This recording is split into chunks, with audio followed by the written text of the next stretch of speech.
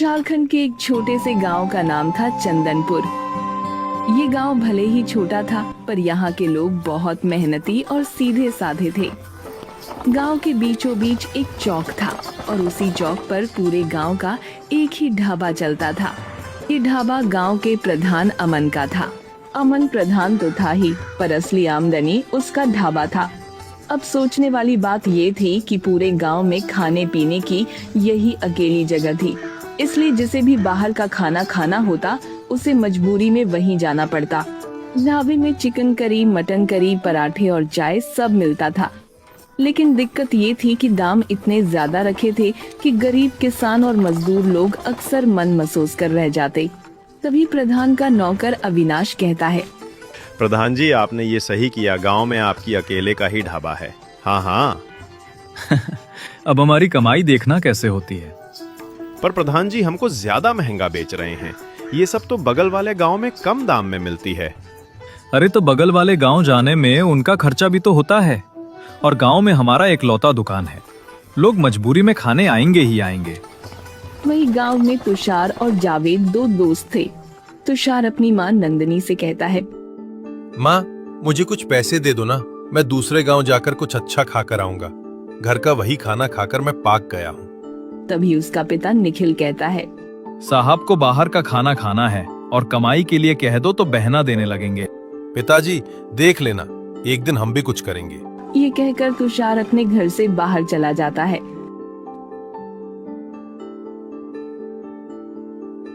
तुषार गांव के बड़े से पेड़ के नीचे जाकर अपने दोस्त जावेद का इंतजार करने लगता है।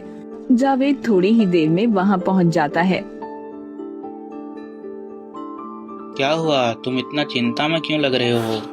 अभी क्या बताऊं जावेद, पिताजी काम ढूंढने के लिए दबाव बना रहे हैं। मैं काम तो करना चाहता हूं, मगर कोई काम मिले तब ना। बात तो तुम सही कह रहे हो। अब मुझे ही देख लो, कब से काम ढूंढ रहा हूँ मगर मुझे अब तक कोई काम नहीं मिला। खैर छोड़ो, जल्दी चलो बाहर गांव जाके कुछ मसालेदार और चटपटा खा के आते हैं। हाँ चलो चलो, पर आज पैसे तुम देना मुझे, पिताजी ने कुछ भी नहीं दिया। फिर तुषार और जावेद दोनों ही बाहर की खाने के लिए निकल जाते हैं। दोनों जा रहे होते हैं, उन्हें एक ठेले के पास बहुत सारी भीड़ नजर आती है। अरे यहाँ इतनी भीड़ क्यों है? चलो जाकर देखते हैं। तुषार और जावेद भीड़ की वजह से देखने जाते हैं। जैसे ही वो दोनों वहां पहुंचते हैं, उन्हें वहां पर Avinash chicken curry, mutton biryani और भी चीज बेचते हुए दिखाई देता है। अरे वाह, ऐसा लगता है ऊपर वाले ने हमारी सुन ली। सही कह रहे हो। जावेद अविनाश से चिकन और मटन का भाव पूछता है और दोनों ही भाव सुनकर हक्का बक्का रह जाते हैं। 200 रुपए? इतना ज्यादा? दूसरे गांव में तो सिर्फ 100 रुपए का ही चिकन करी और मटन मिल जाता है। उतने में ही प्रधान अमन वहां पहुंच जाता है और कहने लगता है, तो वहीं जाकर खा लो ना, हमने कहाँ मना किया है। वैसे भी दूसरे गांव में खाने के लिए भी 50 ही दे रहे थे ना, तो इससे अच्छा यहाँ दे दो, क्या दिक्कत है। अच्छा, तो ये आपकी दुकान है, तभी सोचो कि ये इतने ज्यादा दाम में चिकन क्यों बेच रहा है। फिर दोनों वहां से चले जाते हैं। एक दिन दोनों चौक पर बैठे बैठे चाय पी रहे थे। तभी ढाबे से निकलते हुए प्रदीप और सुमित नाम की कुछ किसान बड़बड़ाते हुए आ रहे थे। अरे इतना महंगा खाना, आधा पेट भी नहीं भरा और जेब खाली हो गई। प्रधान जी को तो बस पैसा चाहिए, स्वाद और मेहनत कश गरीब की हालत से इन्हें क्या लेना देना। ये सुनकर जावेद और तुषार की आंखों में चमक आ गई। जावेद बोला, सुनना भाई तुषार, क्यों ना हम दोनों ठेला लगाएं, चिकन करी लेकिन सस्ती और स्वादिष्ट, ताकि गांव वाले मजबूरी में प्रधान के ढाबे पर ना जाएं और हमारे यहाँ स्वाद ले सकें। अरे भाई, पागल हो गया क्या? प्रधान नाराज हो गया तो पूरा गांव हमारे खिलाफ कर देगा। डरने की क्या जरूरत? अगर मेहनत और ईमानदारी से काम करें तो गांव वाले हमारा साथ जरूर देंगे, चाहे प्रधान जो कर ले।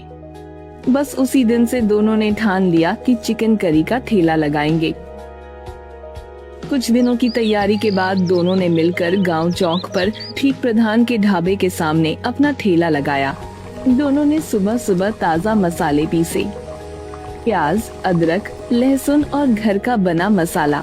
तेल भी कम डाला और स्वाद जबरदस्त। और सबसे बड़ी बात, एक प्लेट चिकन करी और 2 रोटी सिर्फ 50 रुपए में। अरे ये तो बड़ी अच्छी दुकान दिख रही है, जरा एक प्लेट तो लगाना भाई। जी अभी लगाता हूँ। जावेद अपने ग्राहक को चिकन और रोटी खिलाता है। मैंने आज से पहले कभी भी इतनी स्वादिष्ट चिकन नहीं खाई, मजा आ गया। तभी धीरे धीरे करके सभी तुषार और जावेद के चिकन के ठेले पर आने लगते हैं। उस दिन प्रधान के ढाबा में कोई खाने नहीं जाते हैं। सस्ते में बेचने की वजह से शाम होते होते दोनों की चिकन रोटी खत्म हो जाती है। देख भाई, मैंने कहा था ना, गांव वाले सब हमारे पास ही खाने आ रहे हैं। सही कहा भाई, और हमारा दम भी तो काम है। अगले दिन दोनों दुकान खोलकर चिकन रोटी बना रहे थे। तभी बंटी नाम का एक आदमी आता है। ये 50 रुपए की चिकन रोटी कितने में दिया भाई? भाई पागल वागल है क्या तू? 50 की चिकन रोटी 50 में ही देंगे ना। उसके बाद बंटी भी चिकन रोटी खाने लगता है और इधर प्रधान का दुकान बंद ही हो गया था। उसके यहाँ कोई भी खाने नहीं जा रहे थे। क्या हुआ, चिकन मटन का धंधा चल क्यों नहीं रहा? मालिक, वो तुषार और जावेद 50 रुपए में ही चिकन रोटी बेच रहे हैं और मैंने सुना है उनकी चिकन रोटी बहुत स्वादिष्ट है। हमें कुछ न कुछ तो करना पड़ेगा, नहीं तो सारा धंधा चौपट हो जाएगा।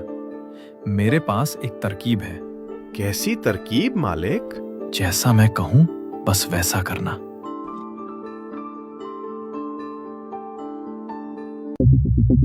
जैसे ही रात होती है, प्रधान और अविनाश दोनों ही रात के अंधेरे में आकर तुषार और जावेद के ठेले में आग लगा देते हैं। हाँ, बहुत शौक था ना गांव वाले की सेवा करने का। अगले दिन जब तुषार और जावेद अपने ठेले पर चिकन रोटी बेचे आते हैं, तब वो देखते हैं कि उनका ठेला तो पूरी तरीके से जला हुआ है। हे भगवान, ये किसने किया भला? ऐसा कोई क्यों करेगा?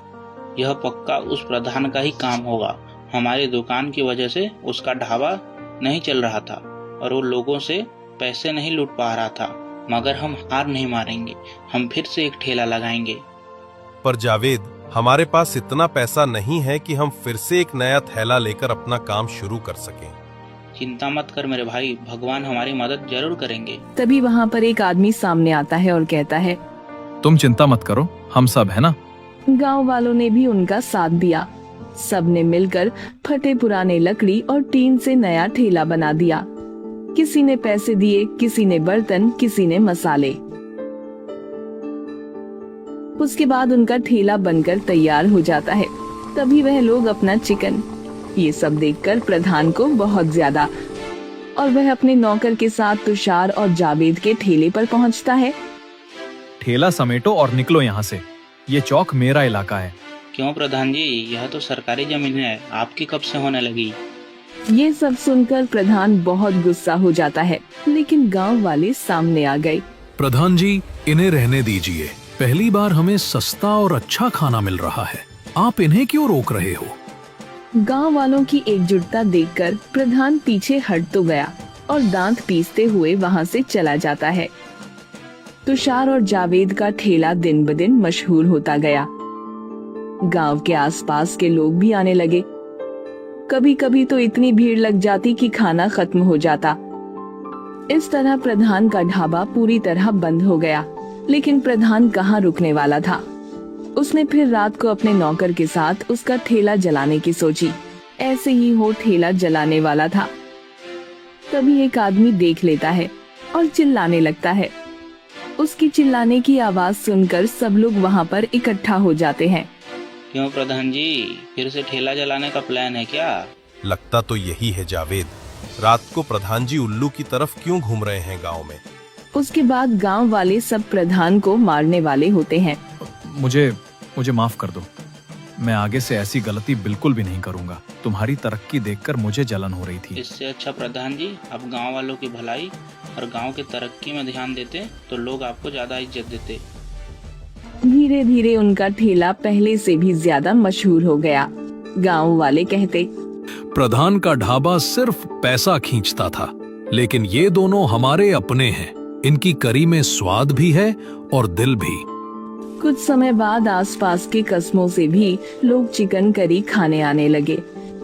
अखबारों में भी खबर छप गई। दो दोस्तों की ईमानदारी ने तोड़ी प्रधान की बादशाहत। अब प्रधान का ढाबा खाली रहने लगा। आखिरकार हार मानकर उसने दोनों को बुलाया और कहा, तुम दोनों ने साबित कर दिया कि मेहनत और सच्चाई से बड़ा कोई नहीं। मैं चाहता हूँ कि हम सब मिलकर एक बड़ा होटल खोलें, जहाँ सस्ता और स्वादिष्ट खाना मिले। दोनों ने सोचा और कहा, हम तैयार हैं, लेकिन शर्त ये है कि खाने का दम इतना रखें कि खाना हर गरीब को भी आसानी से मिल सके। प्रधान को भी समझ आ गया कि असली ताकत लोगों का प्यार है, न कि सिर्फ पैसा। धीरे धीरे उनकी की चिकन करी पूरे इलाके में मशहूर हो गई। अब वो सिर्फ ठेला नहीं रहा, बल्कि एक छोटा सा रेस्टोरेंट बन गया।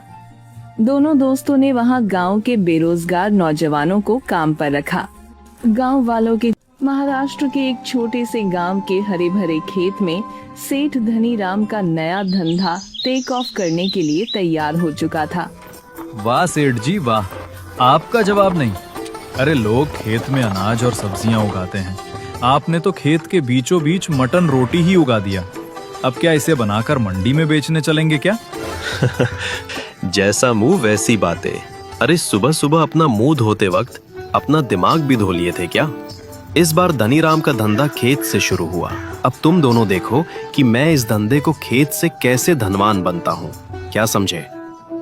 पर वो कैसे सेठ जी? अब देखो, जो भी किसान इन खेतों में काम करते हैं वो खाना लेकर घर से आते हैं, है ना, जो कि दोपहर तक ठंडा हो जाता है।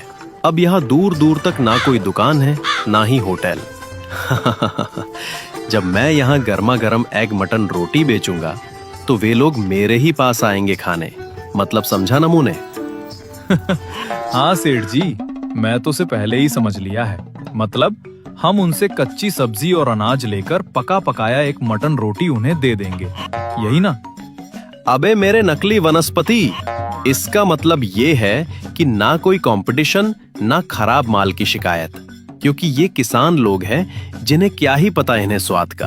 अरे हम जो भी खिलाएंगे मजबूरी में खा के जाएंगे। अरे वाह सेठ जी वाह, कौवा और लोमड़ी के बाद दुनिया में कोई चालाक प्रजाति बची है ना तो वो आपकी ही है। उस रास्ते खेत में जाते हुए कुछ किसान धनीराम सेठ का ठेला देखते हुए आते हैं और दोपहर होते ही कई सारे किसान उसकी दुकान पर आ पहुँचे। फिर वो बारी बारी से इस नए खाने के बारे में पूछने लगे। अरे भाई, फिर से एक नया धंधा शुरू, इस बार मटन और रोटी लग रही है। अरे एक बार खाकर तो देखो भैया, तबाही है तबाही, एकदम झिंगा लाला। ठीक है, लाओ एक एक प्लेट सबके लिए बना दो।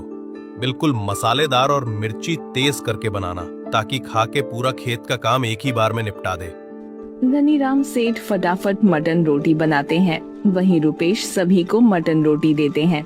सेठ धनीराम का मटन रोटी खाकर सभी किसान उसकी बहुत तारीफ करते हैं।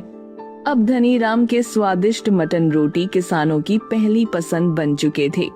धंधा अच्छा चल रहा था, मगर धनीराम सेठ को कहीं न कहीं कुछ कमी लग रही थी, क्योंकि बिना घोटाले का धंधा उन्होंने आज तक किया था क्या, जो इस बार भी छोड़ दे।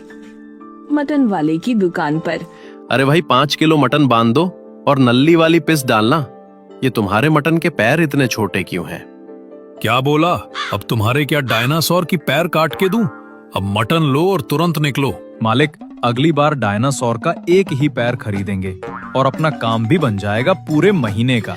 अरे रात को नींद में चलने वाले लकड़बगे, अपना मुंह बंद कर और सीधा ठेले पे चल। एक दिन मटन रोटी बेचते हुए धनीराम ने रुपेश से कहा, मटन रोटी बिक तो रहे हैं और पैसे भी ठीक ठाक आ रहे हैं, पर जिसे मोटा पैसा कहते हैं वो कहीं नजर नहीं आता। अब समझ नहीं आ रहा तो ये मोटा पैसा आएगा किधर से? भगवान ने आपकी सुन ली सेठ जी, वो देखो मोटा पैसा खुद चल के आपके पास आ रहा है। दूर खेतों की ओर से एक ऊंट चलता आ रहा था, जिस पर एक शेख बैठा था, जिसे देखकर रुपेश ने फिर कहा, देखो सेठ जी, कोई ऊंट पर सवार होकर हमरी ही तरफ आ रहा है। अब वो भले ही 2 प्लेट मटन रोटी खाएं, मगर उसका ऊंट 100-200 मटन रोटी तो लपेट ही देगा। अब बिकेगी मटन रोटी। अरे मूर्ख, तुम छुप कर, वो कोई दुबई का शेख लगता है। अगर वो हमारे ठेले पर रुका तो 20-30 रियाल तो ऐसे ही दे देगा। अरे मेरे दिमाग में एक आइडिया आया है, बस तू अपना मुंह का शटर बंद रखना, अपनी मूर्खता इसके आगे मत परोस देना, समझे ना? थोड़ी देर में वो शेख उनके ठेले के पास पहुंचकर रुक गया और बोला, वल्ला हबीबी, तुम इधर क्या बेचता हो? हम इधर मटन रोटी बेच रहे हैं जी। अब बिल्कुल गर्मा गर्म ताजे ताजे खेत से तोड़े हुए हैं। माशाल्लाह माशाल्लाह, ये तो तुमने कुदरत का कानून ही पलट के रख दी। इंडिया इतना तरक्की कर गई, हमको मालूम नहीं। अब खेत में मटन रोटी उगाती, हम तुम्हें एक तेल का कुआं तोहफे में देती। सेठ समझ गए कि यह कोई बेवकूफ शेख है। उसके शैतानी दिमाग में उसे ठगने के कई सारे तरीके मचलने लगे थे। उन्होंने सोचा, फिर कहा, ये ऐसे वैसे मटन रोटी नहीं है, किस्मत कनेक्शन वाले मटन रोटी है। इन्हें जो भी खाता है उसे साल भर मुनाफा ही मुनाफा होता है। वल्ला हबीबी, तुम क्या बात करती? इसी बात पे तुम मेरे लिए 2 प्लेट पैक कर दो, हम भी खाएंगी और अपनी बेगम को भी खिलाएंगी और हम डबल मुनाफा कमाएंगी। वाह, सुना तो था दुबई के शेख बड़े समझदार होते हैं, आज देख भी लिया। वैसे आपका नाम क्या है शेख जी? हमारा नाम शेख पनीर पोटैटो होती। वाह, काफी खाते पीते खानदान से है आप। शुक्रिया शुक्रिया, हमारा पैसा कितना होती वो बोलती। अब आपके 2 प्लेट, वैसे तो इसके 4000 होते हैं, पर आप मेहमान हैं इसलिए 50% आपको डिस्काउंट। आप बस 2000 ही दे दीजिए। माशाल्लाह, आपका दिल तो बहुत बड़ा होती। आपका शुक्रिया, हम पीर आएगी। शेख 2 प्लेट मटन रोटी के 2000 देकर चला जाता है। इधर धनीराम से की खुशी का ठिकाना नहीं था। रुपेश सेठ की तारीफ करते नहीं थक रहा था। अरे वाह सेठ जी, मान गए आपकी खुराफाती खोपड़ी को, क्या दिमाग लगाया। ऐसे ही कुछ दिन गुजर गए। धनीराम सेठ मटन रोटी बना भी रहे थे और किसानों को खिला भी रहे थे, मगर उन्हें इंतजार था तो उसी दुबई वाले शेख का। आ गया सेठ जी, आ गया शेख, आ गया। आज भी 10,000 की कमाई होगी। धनीराम भाईजान, कल तुमने कमाल कर दी। अरे शेख जी, ऐसा क्या हो गया? धनीराम भाई, ऐसा करिश्माई टेस्टी मटन रोटी मैंने पहले कभी नहीं खाई। हे माता रानी, तेरी माया अपरंपार है। आज से 2 दिन बाद जुम्मा के दिन हमारा सालगिरह आती, तुम हमको 500 एग रोल का ऑर्डर देती। वल्ला हबीबी। जय हो प्रभु, जय हो। ऐसे ही गधे मेरे पास भेजते रहना। फिर धनीराम बोलता है, अरे आपका ऑर्डर रेडी समझो शेख जी। मैं आज ही उम्दा क्वालिटी के मटन रोटी के लिए मटन बाजार से लेकर आता हूँ और शुक्रवार तक आपको बिल्कुल ताजे और गर्मा मटन रोटी देता हूँ। डील डन हो चुकी थी। उसके बाद शेख पनीर पोटैटो वहाँ से चला गया। इधर दोनों आपस में बातें करने लगे। कसम नारियल पानी की, इतना खतरनाक सौदा मैंने जिंदगी में पहली बार सुना और देखा। शहर में बकरा खुद ही हलाल होने के लिए घूम रहा है। ओए चुप कर जा चिलगोजे, मुझे हिसाब जोड़ने दे। 1 प्लेट का 1000 तो 500 प्लेट यानी पूरे 5 लाख। उसके बाद रुपेश और सेठ वही खुशी से डांस करने लगे। अचानक इतनी बड़ी लॉटरी लगने के कारण दोनों खुशी से पागल हो गए थे। तय दिन यानी शुक्रवार को धनीराम और रुपेश बिजली की रफ्तार से मटन रोटी बना रहे थे। दोनों किसी भी बात का जवाब नहीं दे रहे थे, बस अपने काम में खोए हुए थे। ताज़ा गर्मा गर्म मटन रोटी लेने शेख पनीर पोटैटो कभी भी आ सकता था। कुछ ही देर में उन्हें शेख आता हुआ दिखा। उसके आते ही रुपेश ने झटपट उसे मटन रोटी के झोला दे दी। मैं इसको ले जाती, लेकिन एक छोटा सा दिक्कत होती। कैसी दिक्कत शेख जी? वो आज हम बैंक से पैसे नहीं निकाल पाई। अब मैं कल तुम्हारा पूरा हिसाब कर देगी। अब मेरा बंगला थोड़ी ही दूर है, सब जानते हैं शेख पनीर पोटैटो को। अरे कोई बात नहीं शेख साहब, आप बस आराम से ले जाओ। और पैसे कहाँ भागे जा रहे हैं? इतना बोलकर शेख वहाँ से चला जाता है और 2 दिन में लखपति बनने के सपने में खो जाते हैं। 2 दिन बाद सेठ अपना ठेला लगाए खड़े थे। अरे सेठ जी, कब आएगा हमारे 5 लाख? आज तो उसे आना ही चाहिए। जैसे जैसे समय बीत रहा था, दोनों बेचैन हो रहे थे। आखिरकार जब काफी वक्त बीत जाने के बाद भी शेख पनीर पोटैटो नहीं आया, तब दोनों उसके बंगले की तरफ चल देते हैं। बंगले के दरवाजे पर दोनों पहुंचते हैं। फिर उसके घर के बाहर चिल्लाते हैं। आवाज सुनकर शेख बाहर आता है। खुशामदीद धनीराम भाई, तुम आई, हमको बहुत खुशी हुई। मैं थोड़ी देर में तुम्हारे ठेले पर जाने ही वाला था। अरे कोई बात नहीं शेख जी, आप हमें हमारा पैसा दे दो। कैसे पैसे वल्ला हबीबी? अरे गजनी के डुप्लीकेट, मटन रोटी के पैसे और किस चीज के हैं? हाँ याद आई, वो तो मैं खा गई। खा गई इसलिए तो पैसे मांग रहे हैं। फिर तीनों में झगड़ा शुरू हो जाता है। तभी कुछ गुंडे बंगले के अंदर से निकलते हैं और फिर शेख बोलता है। हमारे घर आके हमसे ही फर्जी वसूली करोगे तुम लोग? रुको, तुम्हारा भूत उतार देते हैं। सभी गुंडे डंडे निकालकर दोनों पर तान देते हैं। तभी सेठ और रुपेश मुड़कर वहां से बिजली की रफ्तार से भागे। अरे सरपट भाग लो सेठ जी, वरना ये लोग हमें लखपति की जगह नरकपति बना देंगे। दोनों आगे आगे गुंडे और शेख पनीर पोटैटो पीछे पीछे।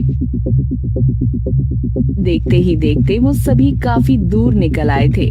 तभी गांव वालों जो सामने लाठी लेकर खड़े थे, गुंडों और गांव वालों में जोर की लड़ाई शुरू हो चुकी थी। तभी वहां पुलिस आ गई और इंस्पेक्टर झगड़ा रुकवाया और कहा। फिर इंस्पेक्टर ने गांव वालों से सारा माजरा पूछा, जिस पर गांव के एक किसान अमित ने कहा। ये गुंडे हैं इंस्पेक्टर साहब, गुंडे। न जाने कहां से आकर गांव के बाहर वाले बंगले में अड्डा जमा कर बैठे हैं।